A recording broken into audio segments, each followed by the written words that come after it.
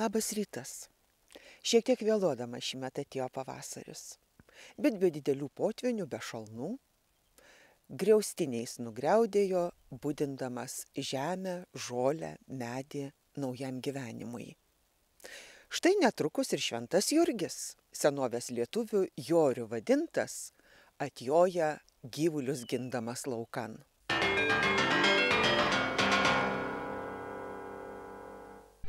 Mes Jorį pasitiksime su jūsų pasiūlytais darbščiausiais bei iškiliausiais Lietuvos kaimo ir ne tik kaimo žmonėmis. O jų pasiūlėte didžiausią būrį. Pasiūlėte, tad dabar išrinkite geriausius. Dar galite balsuoti iki šiandienos vidurnakčio.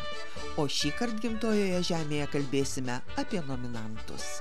Susitiksime su ūkininku iš Mažeikių rajono Stasiu Kupliausku, kuriam pačiam geri darbai atrodo savaime suprantama ir nereikalaujanti garsinimo pareiga. Ar kažkam nelaimė atsitiko, ar kažkam gaisras, kažkam vėlgi kokia nors kitokia nelaimė. Ponas Stasys niekada nelieka abejingas ir niekada nesigiria, niekada nesididžiuoja savo darbais, o tiesiog ir norisi tokius žmonės pastebėti, pamatyti, kad ir kiti galėtų pasidžiaugti tais gerais, gražiais darbais. Jis nuo senų laikų buvo ir labai darbštus, visur apsukrus, visur jo pilna, su visais žmonėms geras. Ponas Stasys ne tik žmonėms gelbėja. Žiemą suburia draugien sūnus, darbininkus ir veža žvėrims maistą į mišką. Svarbiausia, kad papras žmogus suprantu, o kam reikalas. O ten steim, kur sėda, nežino kainų, ne. O čia bent jau žin žmogus, kiek kas kaino. O už to taip jau geros širdės žmogus. Žemę apdėti padėti ir suarti, pasėti, jeigu reikia, malkų parvežti žmonėm, ką reikia. Ir savo techniką duoda visą? Savo techniką duoda. Reikia pagalvoti, kad pačiam gali būti tos bėdos, tada padės man. Tai reikia suprasti. Ir būna ir linksmesnių valandų, ir blogesnių. Reikia rasti tą viduriuką ir tam žmogui, kad išgyventi ir mums. Iš kur Stasyje yra tas bruožas stengtis pagelbėti kitiem? Aš nežinau, gal taip, kad šeimoje augo daug, kad matė visko, kaip žmonės gyvena, kad geriau yra, kad dalintis, pasidalinį ir visiems būna po truputį geriau. Algirdas Indrašius Vyžuonuose savo sodyboje 2000 metais įsteigė savo darbų muziejų galeriją. Joje eksponuojama dalis anksčiau ir paskutinį dešimtmetį sukurtų darbų. Dailininkas netikėtai atsiskleidė naujoje meno srityje, medžio skulptūroje po atviru dangumi.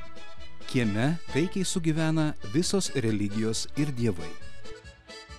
Nemoka mūsų žmonės girtis. Štai ir Virginija, ir Benediktas Šimkai tik pečiais gūžčioja, už kokius gerus darbus jo žmonės pasiūlė Jorio apdovanojimams. Nors ne viena Lauksargių ir Tauragės šventė neįsiverčia be šių žmonių sukurtų šiaudinių stebuklų. Papuošia renginius, kiek išsaugo, tai ir Tauragiai puošia, ir vietoj puošia, ir mokyklai puošia, ir savo kiemą puošia galų gale.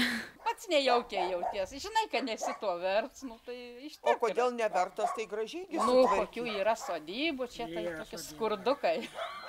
Visi Lauksargiai tiesiog mūsų pažiba čia yra, mūsų aukso rankos, kaip sako tos. Jie mūsų tikrai yra tas branduolys, katrą galim pasikviesti, energingi, aktyvūs, dalyvaujantis. Nėra tokie, kad žmonės sakytų, gal patingėsiu, neįsiu, bet aktyvūs labai. Viskas yra jau nenauja ir sugalvota žmonių. Iš žurnalus daug metų, vartau, ieškau ir pritaiką ir viską. Turime įstrauti, nupjauti, sukalti, padirbti, paruošti viską, medžiagą ir padėti biškį. Tokių šiaudų, reikia šiaudelius visus išnarstyti, nulupti kiekvieną, viską, kad būtų gražus, kad blizgėtų.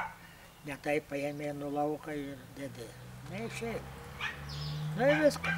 Pasako, tokius daryk. Mūsų tas darbas padirba ir 2-3 dienas ir nebėra. O kokia jums nauda iš tų darbų? Tiek smagu, kad padėti. Nu kur tą naudą dėsi, nenusineši. Tiek į kapus nenuneši, į karštą neįdės. Jeigu tinka žmonėm, tai ir man smagu, bet nežinau, gal ne visiems patinka. Kaimo šviesuolė, Valkininkų bibliotekininkė Danutė Blažulionienė, kiek įmanydama stengiasi įžiebti kultūrinę liepsnelę valkininkiečių širdise. Bibliotekoje vyksta ir visi kultūriniai renginiai. Danutė Blažulionienė yra aktyviausia bibliotekininkė Varėnos rajone, Valkininkų bendruomenės narė, Valkininkų moterų ansamblio Santaka narė, o laisvalaikiu mezga riešines. Tikriausiai ne vienas nesistengė ir nesistengia gyventi ir dirbti tik vardan apdovanojimo. Kiekvienas tyliai žengia gyvenimo takais, mėgindamas atrasti tikrąjį kelią ir nepakenkti kitiems. Visi žinome, kaip šiandien laikosi rajonų, miestelių, kaimų bibliotekos. Bet ar žinome, kokių pastangų, kiek meilės atiduoda šiam kultūros židiniui ten dirbantys žmonės? Žmogus savo darbu tikrai nori, kad visiems būtų geriau mums čia, sakykime, mūsų aplinkoje, bet ir tiems, kurie yra iš toliau, ir netgi galėčiau garsiai ir pasakyti, kad netgi būtų visiems geriau Lietuvoje. Kiekvienas išvažiuoja su šiluma, visi apsiverkiam, nes pačios verkiam, vaikai paskui laiškus, kad rašo, kaip tą duonelę myli, tiesiog moka perteikti viską. Labiau atsidavusiu, tai aš kito tokio nepažįstu savo darbui. Šiuo atveju jinai tai duonelė, bet jinai turi dar ir daugybę kitų darbų, nuo kurių lygiai taip pat nenutrūksta, sukasi kaip tavo bitutė tėtės aviliuose, skraidanti šiandien. Aš žinokit, konkuruoti nemoku. Nemoku konkuruoti. Konkursuose aš niekada nieko nelaimiu. Na, beveik nelaimiu. Kartais duonelės konkursus projektus kaip pristatom, gaunam paramą, bet šiaip jau konkuruotai ne mano stilius, tai nežinau. O tema labai graži ir aišku, labai gerbiu žemelę. Tiem vaikam, kurie pagal amžių supranta, ypatingai iš miesto atvažiavusioms grupėms, aš visada pasakau, nedrįskit į žemdirbį rodyti pirštu ir nedrįskit niekada jo niekint. Štai ką jūs čia dabar geriausio patyrėt, mėlieji. Tai čia yra būtent žemdirbio triūsas. Rimantas Baltrušaitis ne tik Tabariškių parapijos Kauno rajone klebonas ir ne tik Dievo tarnas, mišiose nepamirštantis žemdirbio užtarimo, gerų orų ar derliaus paprašyti. Jis vienija visą Tabariškių apylinkių bendruomenę ne tik maldoms, bet ir darbams bei linksmybėms. Rimantas Baltrušaitis yra Aleksandro Stulginskio universiteto kapelionas, šiame universitete veikiančios koplyčios kunigas, Kauno rajono Ugnės Karvelis gimnazijos tarybos narys.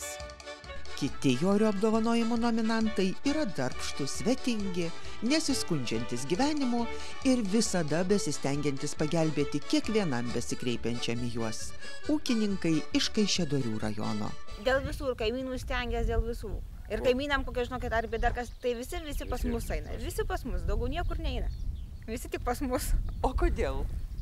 Daugiau niekas, žinokit, nepadeda. Žmonėm reikia ar ką padėti, ar šieną parvežti. Ar... Visi pas mus, daugiau niekur nesikreipia. Darbštus, kad prižiūri savo ūkį, aplinką visą gražiai. Visi kaimo žmonės labai. Ir susirenkam čia daugiausia visi ir, skaityk visas čia mūsų susibūrimo taškas. Labai geri žmonės. O ką jie gero daro? Ir bendruomeniai, ir šitam kaimui.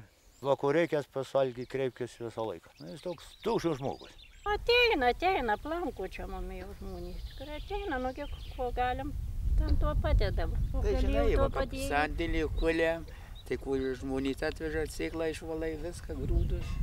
Jie prašo, kad nėra kur išvalai. Priimtim sandėlį, kas neturi kur susipilti, vis tiek žmogų priimti, kaip neatsakysi, kad ne. Jiem rūpi ne tik tai gal bėdos, pinigai, materialinės tokios, tai jie žiūrėk kapus tvarko, tai krūmus pjauna, tai atrodo, kad čia vien tik apie juos pagalvojęs tave apima šiluma tokia. prisiminimas, jų tylus gerumas. Žinau, kad tiek tik tai moka gerus darbus daryti. Jeigu pas juos reikia, kada pasikreipti, ar bėdoje, ar kur, jie visuomet šitą klausimą viską padės. Tie žmonės yra kaip kaimo šviesulys, visas gyvenimas apie juos sukasi, ar bėdoje, ar džiaugsme, gali ir užeiti ir padės visada, ir patars, visada geros nuotaikos, visada linksmi. Kiekvieną atjaučia, kiekvienam padeda, neatsako nieko, ką beprašytum. Po vienos kitos minutėlės tęsime pažintį su Gimtosios žemės Jorio apdovanojimų nominantais.